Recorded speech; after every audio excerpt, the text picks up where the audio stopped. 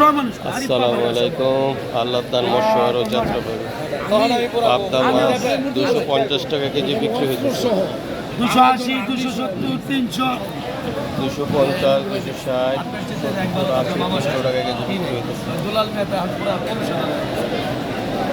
শুনে আমি একটা কথা বলি, আপনি 280 আমি কই আপনার কথা আপনি নেন, আমার মেয়ের আপনাকে দুর্বল পাবে।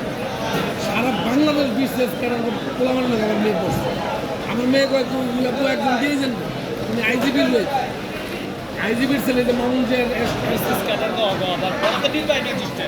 ওই তো একজন দিয়েছেন লোকের কমিশনার হবে দিয়ে দিয়েছে ঢাকা বিভাগে, কিন্তু ঢাকা বিভাগে